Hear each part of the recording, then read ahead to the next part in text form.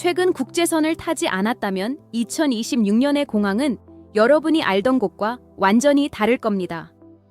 평범한 여행자들이 왜 갑자기 붙잡히는지 지금부터 알려드릴게요. 2026년의 국경은 여권만 보지 않습니다. 알고리즘 카메라가 여러분의 행동, 자세, 심지어 눈빛까지 실시간으로 분석하기 시작했기 때문입니다. 업계에서 수동 행동 분석이라 부르는 이 방식은 아주 미세한 표정 변화와 긴장 상태를 찾아냅니다. 특히 60세 이상 여행자에게는 매우 불리할 수 있죠. 나이가 들며 생기는 자연스러운 손떨림, 비행 후의 피로로 인한 식은땀, 잠깐의 혼란조차 시스템은 의심 신호로 기록할 수 있기 때문입니다. 지난달 제가 만난 70대 부부도 단순한 피로와 혼란 때문에 2차 조사실에서 4시간을 보내야 했습니다. 결국 즐거워야 할 여행이 시작부터 완전히 망가졌죠. 저는 15년 경력의 승무원 소피아입니다. 현장에서 수많은 사례를 보며 이들이 어떤 기준으로 사람을 판단하는지 누구보다 잘 알고 있습니다. 이 영상에서 저는 2026년에 가장 많이 받게 될 13가지 질문의 진짜 의도를 풀어드릴 겁니다. 불안을 자신감으로 바꿔드리겠습니다. 당당하게 통과해 즐거운 여행을 시작하고 싶다면 지금 바로 채널을 구독해주세요. 그럼 실전 가이드를 바로 시작하겠습니다. 이제 가장 흔하면서도 가장 위험한 질문부터 시작하겠습니다. 직원은 여권을 보다가 고개를 들고 무표정하게 묻습니다. 이번 여행 목적은 무엇입니까? 또는 비즈니스입니까? 관광입니까? 겉으로는 쉬워 보이지만 이 질문은 절대 간단하지 않습니다. 직원이 찾는 것은 한 단어의 불일치입니다. 비자는 카테고리가 명확합니다. 관광 비자는 관광이어야 하고 비즈니스 비자는 회의나 방문이지 일이 아닙니다.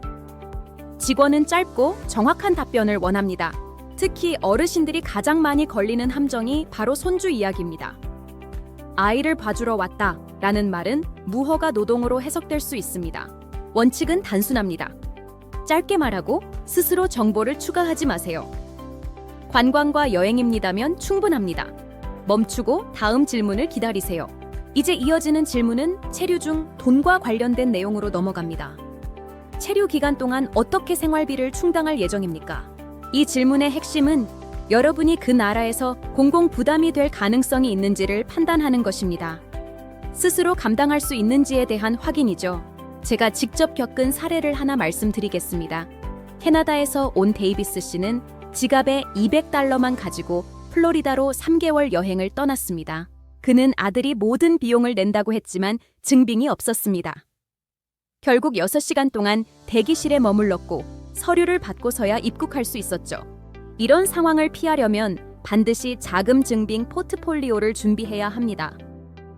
은행 잔액 증명서를 PDF로 휴대전화에 저장해 두세요. 현금을 $10,000,000 이상 소지하는 것은 피하세요. 신용카드와 저축으로 충분한 자금을 가지고 있습니다. 라고 답하는 것이 좋습니다.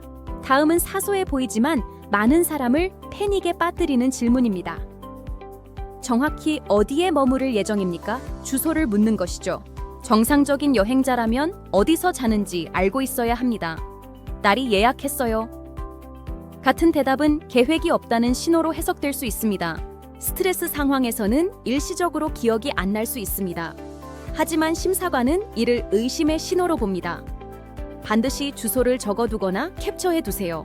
미리 준비하면 출입국 심사는 결코 두렵지 않습니다. 철저한 준비로 즐거운 여행 되시길 바랍니다. 감사합니다. 그래서 반드시 지켜야 할 규칙이 있습니다. 휴대전화나 공항 와이파이에 의존하지 마세요. 출발 전 작은 카드에 숙소나 방문할 사람의 이름, 전체 주소, 우편번호, 연락 가능한 전화번호를 펜으로 적어 여권 지갑에 넣어두세요. 질문을 받으면 휴대전화를 찾지 말고 그 카드를 꺼내 읽거나 건네세요. 준비되어 있고 숨길 것이 없다는 신호를 명확히 줄 수 있습니다. 이제부터는 정말로 생명을 위협할 수 있는 이야기입니다. 공항에서 수많은 승객들이 아무 생각 없이 당하는 가장 위험한 실수가 바로 게이트 체크 함정입니다. 탑승 줄에 서 있는데 직원이 마이크를 잡고 말합니다. 이번 항공편은 만석입니다.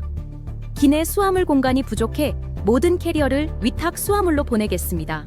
그러면 직원들이 빠르게 줄을 내려오며 가방에 태그를 붙이기 시작합니다. 주변은 혼잡하고 모두가 서두르며 분위기는 압박감으로 가득 차 있습니다. 이 순간 대부분의 사람들은 반사적으로 가방을 넘깁니다. 하지만 이때 직원들은 여러분의 가방 안에 무엇이 들어있는지 전혀 모릅니다. 2026년을 기준으로 도입되고 있는 새로운 항공기 내부 구조는 공간이 넓어 보이지만 수화물 공간은 의도적으로 부족하게 설계되어 전략적으로 사용되고 있습니다. 제가 절대 잊지 못하는 승객이 있습니다. 핸더슨 씨는 탑승구에서 압박에 못 이겨 기내 가방을 넘겼습니다. 그 안에는 혈압약과 CPAP 기기가 들어 있었습니다. 비행 3시간 후 대서양 상공에서 난기류를 만났고 혈압 문제가 발생했습니다. 하지만 약은 이미 화물칸에 있었고 우리는 우회 착륙까지 고려해야 했습니다. 더 심각한 건 착륙 후였습니다. 가방은 독일로 잘못 보내졌고 그는 외국 땅에서 이틀간 약 없이 버텨야 했습니다. 이건 단순한 불편이 아니라 생명을 위협하는 상황입니다. 또 하나의 위험은 리튬 이온 배터리입니다. 보조 배터리가 화물칸으로 내려가면 화재 위험이 발생합니다. 화물칸 불은 비행기 전체를 위험하게 만들 수 있습니다. 여기서 반드시 알아야 할 규칙이 있습니다. 국제항공법에 따르면 의료 장비와 의료용품은 기내 수화물 개수 제한에 포함되지 않습니다. 면제 대상입니다. 약을 일반 캐리어에 넣지 말고 작은 토트백이나 눈에 띄는 파우치에 따로 보관하세요. 탑승구에서 직원이 가방을 가져가려 할 때 즉시 그 파우치를 꺼내야 합니다. 허락을 구할 필요도 없습니다. 분명하게 말하세요. 이 가방은 면제 대상 의료 장비이며 기내에 필요합니다. 이 말 한마디면 대부분 즉시 물러납니다. 이제 서류 이야기입니다. 2026년에는 리얼 아이디 제도가 완전히 시행됩니다. 운전 면허증에 별 모양 표시가 없다면 비행기 자체를 탈 수 없습니다. 예외는 없습니다. 두 번째는 유럽 여행 정보 승인 시스템 ETIAS입니다.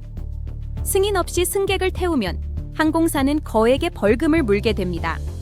그래서 체크인 직원들은 매우 단호해졌습니다. 밀러 부부는 50주년 파리 여행을 떠날 예정이었지만 ETIAS 승인 코드가 없었습니다.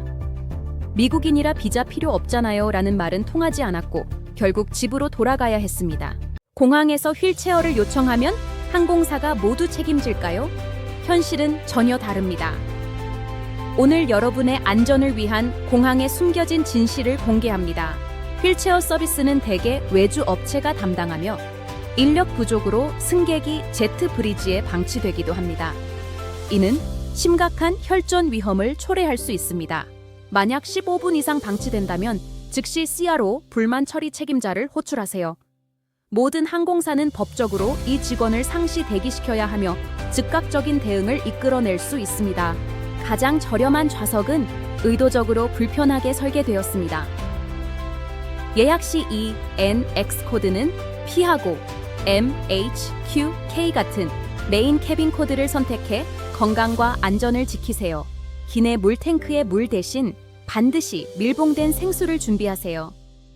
수분 부족은 탈수와 혈전 위험을 높입니다. 갈증을 느끼기 전에 미리 마시는 것이 중요합니다. 알고 준비하면 더 안전한 여행이 됩니다. 이 정보가 여러분의 다음 비행에 도움이 되길 바랍니다. 즐겁고 안전한 여행 되세요.